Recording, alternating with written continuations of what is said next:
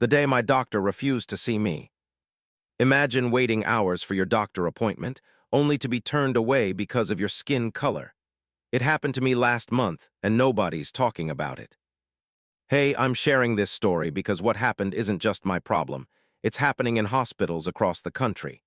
Medical racism is real, it's dangerous, and today I'm taking you behind the scenes of my experience with a doctor who refused to treat me because I'm black. By the end of this video, you'll understand exactly why this matters to everyone, regardless of your background. Let me take you back to that Tuesday morning. I've been dealing with sharp chest pains for 3 days, the kind that wake you up at night and make you wonder if something is seriously wrong. After putting it off like we all do, I finally called my primary care physician's office and explained my symptoms. The receptionist heard chest pain and immediately scheduled me for that afternoon. Smart move on their part, right? Chest pain isn't something to ignore. I arrived 15 minutes early, filled out all the paperwork, and settled into the waiting room.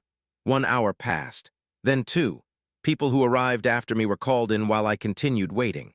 Initially, I didn't think much of it. Doctors' offices are notoriously behind schedule. But after nearly 3 hours, I approached the front desk again. "I'm just checking on my appointment. I've been waiting for almost 3 hours now," I said politely. The receptionist, a different one from earlier, looked uncomfortable. She picked up the phone, spoke quietly for a moment, then asked me to take a seat again. "The doctor will be with you shortly," she assured me. Another half-hour passed. By this point, the waiting room had emptied out. It was just me and a couple who had arrived minutes earlier. When the nurse finally appeared in the doorway, I expected to hear my name. Instead, she called the couple. Something wasn't right. I approached the desk again, explaining that I had been waiting since 2 p.m. for my appointment. This time, the receptionist avoided eye contact entirely. "Let me check on that for you," she said, disappearing into the back office. When she returned, she was accompanied by an office manager who informed me that Dr. Thompson couldn't see me today after all. When I asked why, especially given my chest pains, the response was vague. "The doctor's schedule has been filled. We'll need to reschedule you for next week." I might have believed this explanation if I hadn't overheard what happened next. As I gathered my things, feeling frustrated but resigned, I heard the office manager whispering to the receptionist, "Dr. Thompson doesn't feel comfortable with these patients. Next time, check with him first." These patients, the words hung in the air. I was the only black person in the waiting room all afternoon. I froze. Was I hearing this correctly? Did my doctor just refuse to see me because of my race? The implication was impossible to ignore. In that moment, everything shifted. My chest pain was no longer my primary concern. The humiliation, anger, and disbelief overwhelmed everything else. I turned around and asked directly, "Are you saying the doctor won't see me because I'm black?" The office went silent. The manager stammered something about that not being the case at all, but her face told a different story. I requested my chart and left, determined to find care elsewhere and to understand what had just happened to me. That evening, as my chest pain continued, I went to the emergency room. After several tests, I was diagnosed with pericarditis, inflammation of the tissue around the heart. It wasn't life-threatening in my case, but it could have been, and it required immediate treatment. The ER doctor seemed shocked when I explained why I hadn't seen my primary care physician. "That's not just unethical," he said, "it's dangerous." What I experienced that day isn't an isolated incident. Medical racism is a systemic problem deeply embedded in healthcare, with roots going back centuries, and it's killing people. Black Americans like me are 30% more likely to die from heart disease than white Americans. Black women are 3 times more likely to die from pregnancy-related causes. These disparities aren't just about socioeconomic factors or access to insurance. They persist even when controlling for these variables. The history of medical racism in America is long and disturbing. From the inhumane Tuskegee syphilis study, where black men were left untreated for syphilis without their knowledge or consent, to J. Marion Sims' experimental surgeries on enslaved black women without anesthesia. Medicine has a dark past of exploiting and neglecting black bodies. But this isn't just history. A 2016 study published in the Proceedings of the National Academy of Sciences found that 40% of first- and second-year medical students endorsed false beliefs about biological differences between black and white patients. For example, believing black people have thicker skin or less sensitive nerve endings. These misconceptions directly impact pain management and treatment decisions. Another study in the American Journal of Public Health revealed that physicians were 22% less likely to prescribe pain medication to Black patients compared to white patients with identical symptoms and medical histories. Think about that. Same symptoms, same histories, different treatment. The consequences of this bias are devastating. Delayed diagnoses, inadequate pain management, ignored symptoms, and ultimately preventable deaths. When I think about how my chest pain was dismissed that day, I can't help but wonder, what if my condition had been more immediately life-threatening? Would I be here making this video? After my emergency room visit, I filed a formal complaint with the state medical board. I also requested my complete medical records and found something disturbing. In my chart, there was a note from a previous visit stating I had been uncooperative and difficult when I had simply asked questions about my treatment plan. This type of labeling is another well-documented phenomenon affecting Black patients. Research shows that Black patients are more likely to be described in negative terms in their medical records: non-compliant, aggressive, or difficult, labels that follow them throughout their care and influence how future providers interact with them. Let me be clear, healthcare providers aren't villains in this story. Most enter medicine with genuine intentions to help people. The problem is unconscious bias, beliefs and attitudes that operate outside of conscious awareness and control. These biases are shaped by our culture, media consumption, and personal experiences. They're particularly dangerous in high-stress environments like healthcare, where quick decisions are often necessary. Dr. Aaron Hecht, a neuroscientist studying bias at Harvard University, explains that the brain creates shortcuts based on patterns it observes. These shortcuts help us navigate the world efficiently, she says, but they can also lead to harmful assumptions, especially when those assumptions are based on stereotypes rather than reality. The challenge is that unconscious bias operates invisibly. Most healthcare providers would never consciously decide to provide inferior care based on race. They'd be horrified at the suggestion. Yet studies consistently show disparities in treatment that can't be explained by other factors. So what can be done? This is where the story gets more hopeful. First, awareness is crucial. Medical schools across the country are implementing implicit bias training for students and faculty. These programs help providers recognize and mitigate their unconscious biases. Hospitals are adopting standardized protocols for common conditions to ensure all patients receive consistent care regardless of race, gender, or background. Patient advocacy is equally important. Dr. Rhonda Meadows, president of Population Health at Providence St. Joseph Health, advises patients of color to bring someone with them to important appointments. Having an advocate in the room can change the dynamic, she explains. Sometimes just knowing another person is witnessing the interaction leads to more attentive care. Technology is playing a role too.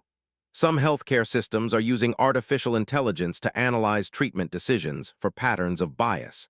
When disparities are identified, they can be addressed through targeted education and policy changes.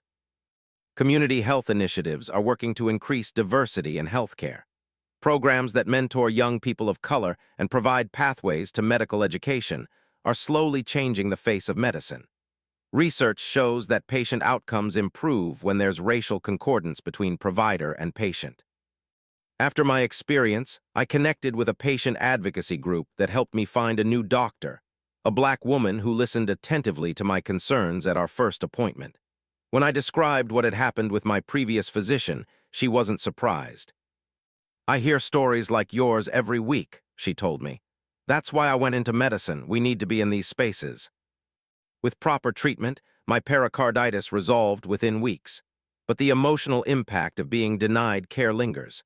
There's something profoundly dehumanizing about having your pain dismissed because of who you are. In the months since this happened, I've spoken with dozens of people of color about their healthcare experiences. Nearly everyone had a story.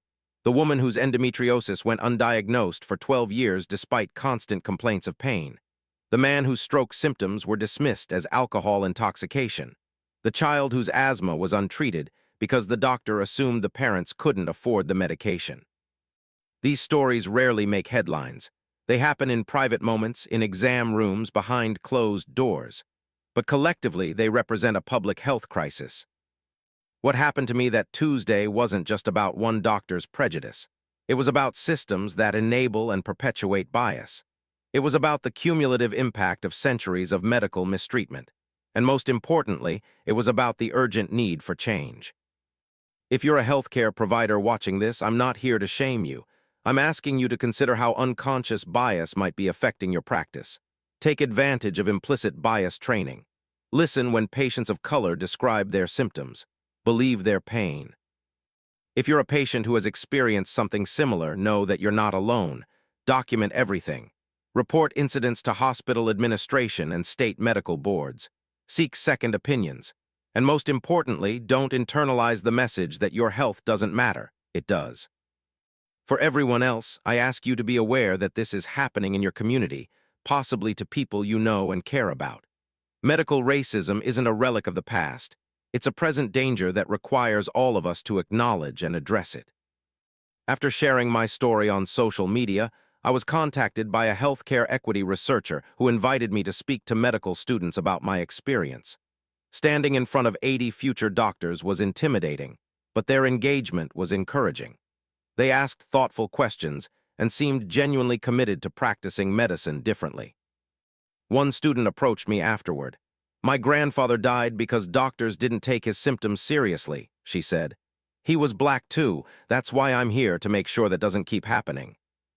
Her words reminded me why sharing these difficult experiences matters. Change happens when we illuminate problems that flourish in darkness. Some people might watch this video and think I'm exaggerating or playing the race card. They might wonder if there was some other reason the doctor refused to see me. I've asked myself the same questions. But the research is clear. This happens to black patients at rates far exceeding statistical chance. And the whispered comment I overheard leaves little room for interpretation.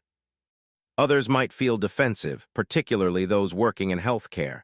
I understand that reaction. It's hard to confront the possibility that systems we believe in are harming people they're meant to help. But defensiveness doesn't lead to improvement. Acknowledgement does. The most common response I've received when sharing this story is simple disbelief. Not that it happened, but that it's still happening in 2025. There's a persistent belief that medical racism is a thing of the past, addressed by civil rights legislation and diversity initiatives. The reality is more complex. While explicit racism may be less common in healthcare today, implicit bias continues to influence medical decisions, often without providers even realizing it. Dr. Lisa Cooper, director of the Johns Hopkins Center for Health Equity, describes it this way. "The most dangerous form of bias in healthcare today isn't the provider who openly discriminates. It's the well-intentioned provider who doesn't recognize how their unconscious assumptions are affecting their clinical decisions." This understanding is crucial because it shifts the conversation from blame to resolution. If we frame medical racism solely as a problem of bad providers, we miss opportunities to implement system-wide solutions that could benefit everyone. One such solution is increasing racial diversity in healthcare professions.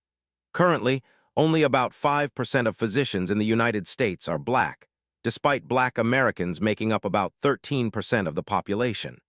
Similar disparities exist for Hispanic, Native American, and other minority groups. Research shows that diversity in healthcare teams leads to better patient outcomes for everyone, not just minority patients. Diverse teams bring different perspectives, challenge assumptions, and identify blind spots that homogeneous groups might miss. Another promising approach is the implementation of clinical decision support tools that standardize care across demographic groups.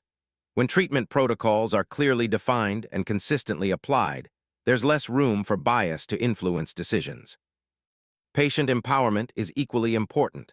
Health literacy programs that help patients understand their conditions and treatment options enable more effective self-advocacy. Community health workers who serve as bridges between healthcare systems and marginalized communities help navigate barriers to care. Some hospitals are implementing patient feedback systems specifically designed to capture experiences of bias or discrimination. These systems provide valuable data that can guide institutional improvements while giving patients a voice in their care. Policy changes at state and federal levels are also necessary. Expanding healthcare access through programs like Medicaid helps reduce disparities, But access alone isn't enough if the care received is of lower quality or influenced by bias. Dr. Kamara Jones, former president of the American Public Health Association, proposes a framework for addressing racism in healthcare that includes acknowledging its existence, analyzing how it operates within systems, and taking action to dismantle discriminatory structures. This framework recognizes that medical racism isn't just about individual attitudes. It's built into policies, procedures, and institutional cultures. As I reflect on my experience now, months later, I'm struck by how many people have reached out to share similar stories. There's a kind of solidarity in this sharing, a recognition that what happened wasn't my fault, wasn't something I imagined or exaggerated. I eventually received a formal letter of apology from the medical group after my complaint. They informed me that the doctor was undergoing additional training and that office staff would receive education on patient rights and non-discrimination policies. It was a small victory, but it felt significant. The emergency room physician who treated me that day has become an unexpected ally. Dr. Sarah Chen now includes my story, with permission, in the bias training she conducts for hospital staff. Real examples hit harder than statistics, she told me. They make it impossible to pretend this isn't happening. That's ultimately why I'm sharing this video, to make it impossible to pretend this isn't happening.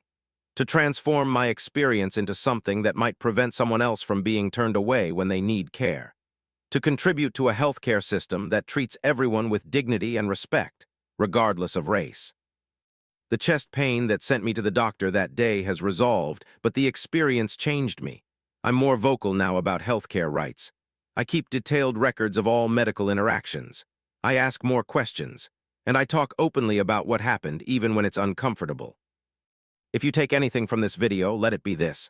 Medical racism is real, it's happening now, and it has serious, sometimes fatal consequences. But it doesn't have to be this way. Through awareness, education, policy changes, and continued conversation, we can create healthcare systems that truly serve everyone equally. My story isn't unique, but together, we can make it increasingly rare. That's why I'm asking you to share this video with someone who might not understand the reality of medical racism. Knowledge is the first step toward change, and change is long overdue. If this story resonated with you, check out my next video where I interview healthcare providers who are actively working to eliminate bias in medicine. Their insights might just save a life, maybe even yours.